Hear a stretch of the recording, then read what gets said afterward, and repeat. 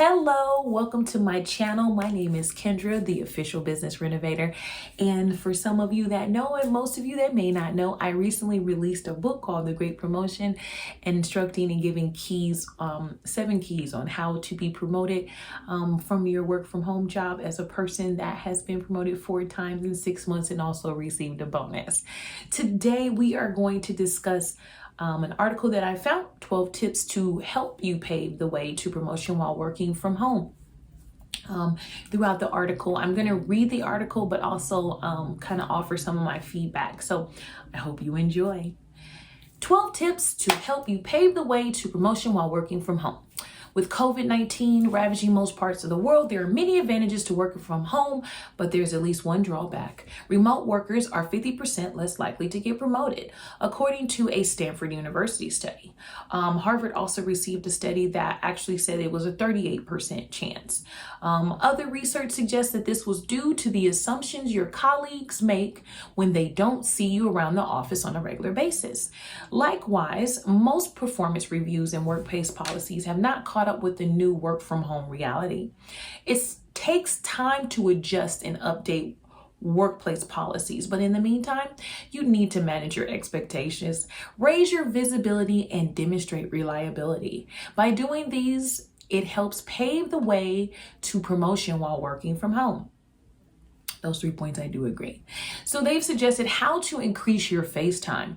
Management experts believe that passive face time plays a big part in how your colleagues view you. Just seeing you around tends to create an impression that you're a committed team player. You may need to make an extra effort if you work remotely. The first tip that they offer is attend meetings. Show up for workly staff meetings, even if your presence isn't required. Find out when clients are coming to the office so you can be available to sit in or help out. Schedule regular check-in sessions with your boss. I would say attending meetings is always important because you want to make sure that you're up to date and aware of everything that's going on. I find at the work from home position that I have right now, currently, a lot of changes happen every day. So attending the meetings keeps you in the know. I wouldn't necessarily say attend meetings that where your presence isn't required.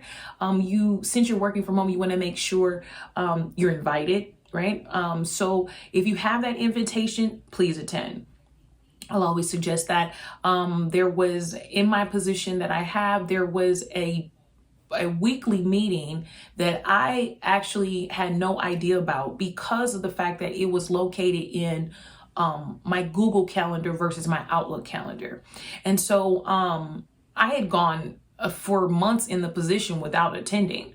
And my boss actually didn't find any issue with it because he felt like it's not a meeting that he feels is important because it's generally him talking, right? But I thought it was very important because it was a meeting with our clients each and every week. And so I made sure that I started attending those meetings. So definitely, if you're invited, please attend. Not necessarily that you're expecting to always be able to participate or there's something that's gonna be shared that you don't know about, but you just, like it says, you do want to make sure that you are present and that you're attending those meetings. Now, if I'm not invited, I don't invite myself. I'm one of those people that I don't volunteer very often.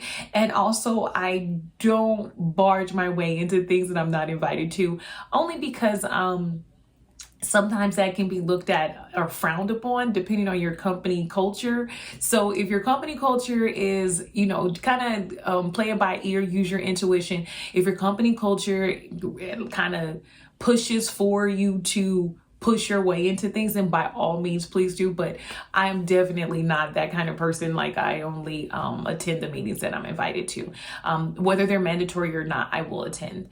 Number 2, the tip says to participate in social events, even if it's a virtual hangout.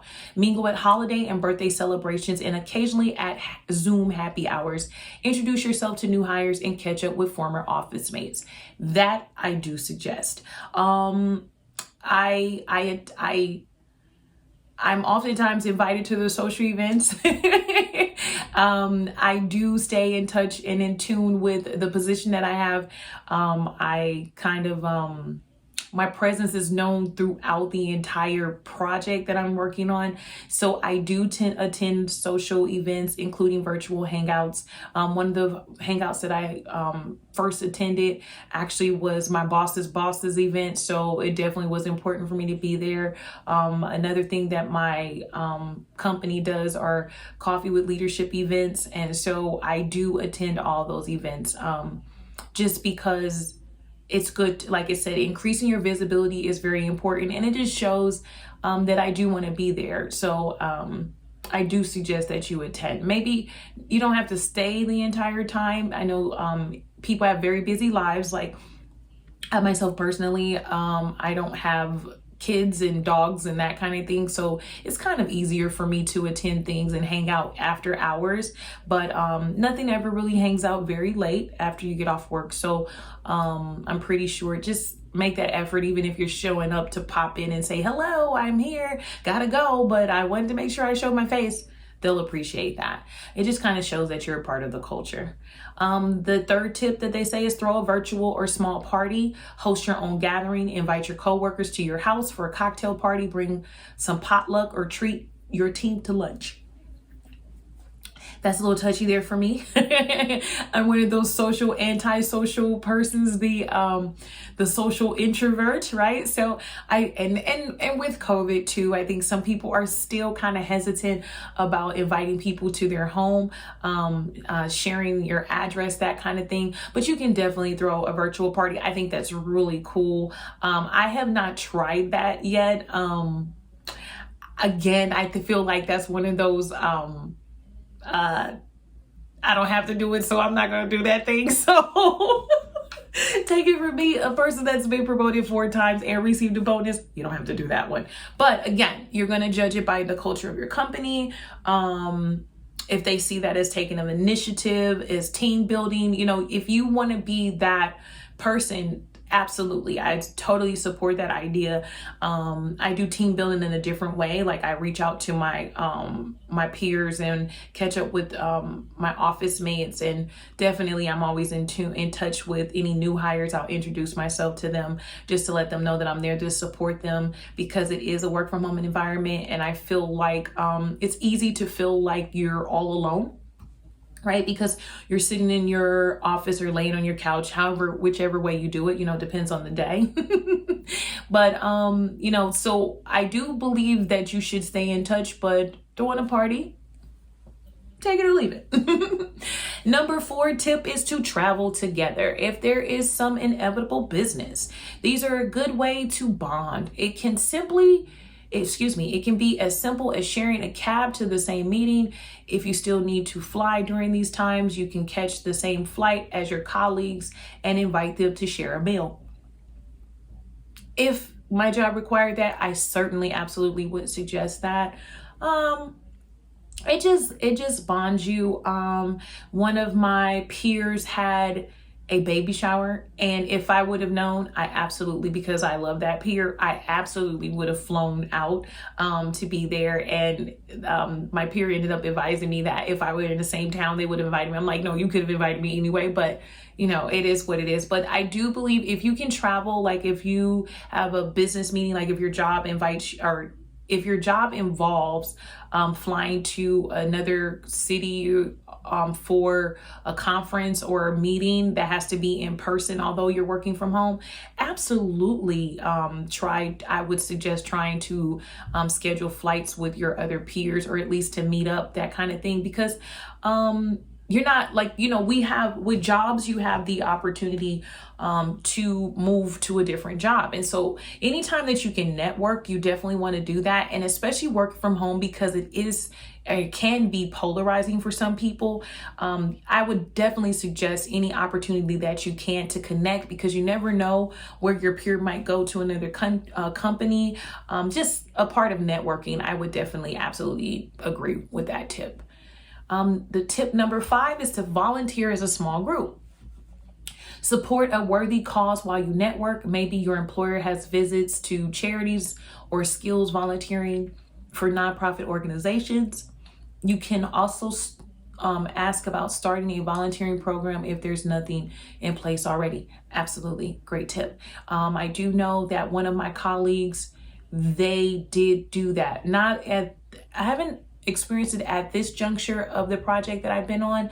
However, I do remember in the beginning and or at another part of a project, there was a young lady that started, she wanted us to participate in sending letters to veterans. And so that was a great idea. And I participated. I didn't start the project, but I participated. So I do think that those are great. That's a great tip. Tip 6 is join a committee. Serving on a committee is an excellent way to strengthen your relationships and expand your experience, help plan the next conference, or reduce plastics consumption. I do agree with that, joining a committee. I am not serving on a committee currently, but we do have a committee at the company where I'm working. And I don't serve on the committee, but I absolutely 100% participate in any and all of their they'll send out surveys and they'll send out questionnaires about different things. I always make sure I'm like number one with responding. So I definitely think that that is a great tip. Number 7, share photos. Pictures often have more impact than words. Send your boss engaging photos of you visiting project sites or talking with happy customers. Depending on company privacy policy, tag and give credit to other colleagues who have also helped out in a successful project to celebrate wins. Definitely. I do a lot of memes. I don't share a lot of photos. The way my company project is set up, I'd have to have more things on my computer, and I kind of polarize everything into my phone as far as photos, and my phone is not connected to my job, so I don't share personal photos. There are other colleagues and peers that do. I love it when they do. It's just something I haven't gone out of my way. I think it's another part of that introvert extrovert thing where I enjoy it, but I do send a lot of memes. I show my personality. I do a lot of humor, those kind of things. So definitely sharing photos or memes is definitely, I believe, a great tip. So how to demonstrate the second part of it besides showing FaceTime, which is visibility, it talked about demonstrating reliability.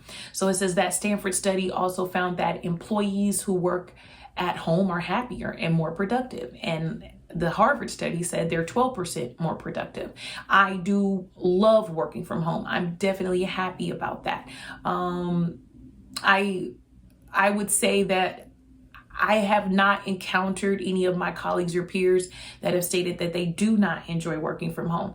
And I'm definitely one of those persons that is not looking forward to returning back in the office. I really love working from home.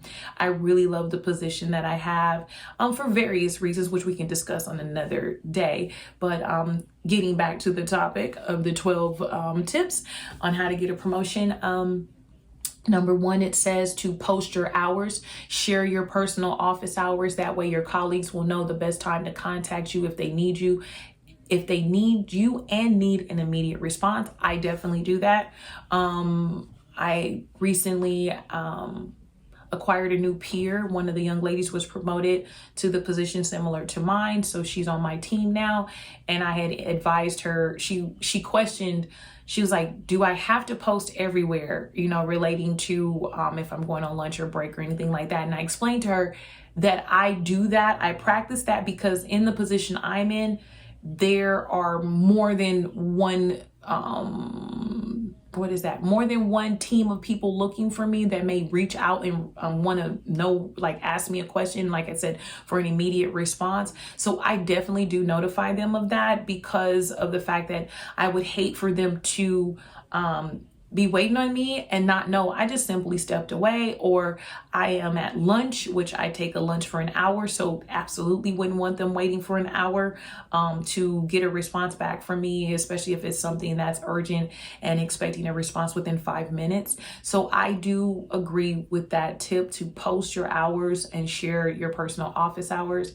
Number 2, you want to make sure to show reliability is meet deadlines. Develop a reputation for punctuality. turning your assignments on time, especially if other employees need you to respond so that they can stay on track. Absolutely. I think this tip is definitely required in any job, whether you're working from home or not. Meeting deadlines is very important, and also communicating when you cannot meet them is absolutely important. I happen to work directly for the operations manager of my company, and so I am definitely always clear about my deadlines with him, because it's going to matter with his communications with his boss as well as with our client. So I do definitely support and agree with this tip. And now we are moving on to tip number, what is this? 10. Exceed expectations. Your boss will be less likely to wonder if you're watching Netflix if you consistently deliver excellence. Clarify their priorities so you can focus on your efforts. Absolutely, absolutely, absolutely. Especially with work from home, I'm always there. No one has to wonder where Kendra is. Kendra is always there.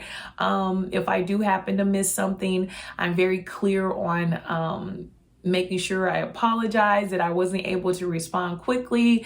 And I also clarify what I was doing at the time, just so that any of my colleagues can know where I was. Like, for instance, if I'm in another part of our project has a dual side. So if I'm on the other side of the project window, I am not always able to bounce over quickly to respond to someone. But I always make sure to clarify that and let them know. I just think for myself personally, it makes me feel not ignored, right? Because it's easy in work from home to feel like no one can hear you, no one is paying attention. So I always make sure that I list exactly where I was. So I definitely agree with tip number 10. On to tip 11, it says track accomplishments. It's even more important to keep detailed records if you work independently much of the time. Take the last few minutes of the day to jot down your achievements. Tell your boss about your success stories. I am not good at that. However, I do try to do that. I think that is definitely very important when you're trying to get a promotion, right? Because in any job, you're showing your capabilities, and you're pitching them on why they should consider you and why you will do great in that next position. So definitely track your accomplishments. I am fortunate that a lot of the accomplishments that I have are echoed by my peers, and echoed by our clients, and echoed by my colleagues. So I keep a kind of a loose record of it for my resume per se, but as far as jotting it down daily, maybe I need to take advantage of that tip as well. And then finally, our last tip, number 12, is prepare for evaluations.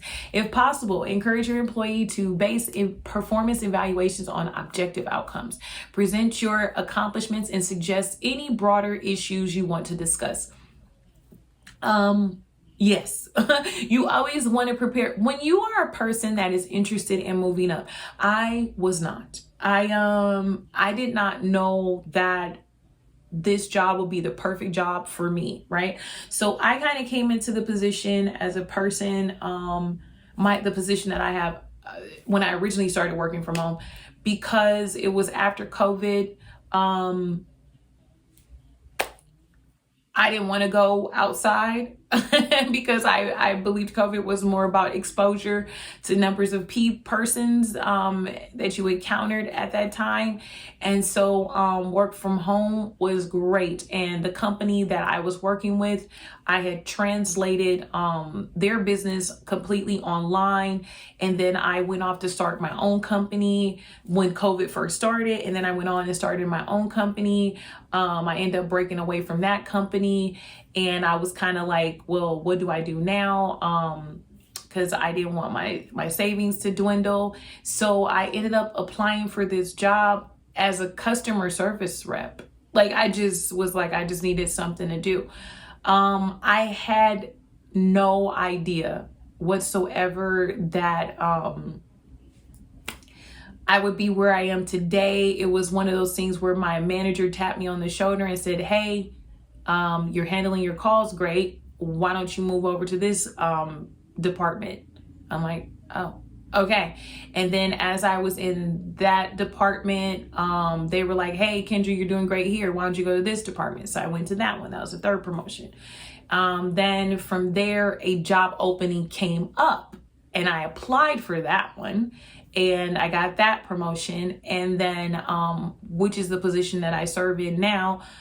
And from there, I got the bonus. And then from there, my previous manager tapped me on the shoulder and said, hey, can you work in this position? So I just got another promotion. So I would say the better statement for prepare for evaluations is what they say about stay ready and you'll always be ready. That's me.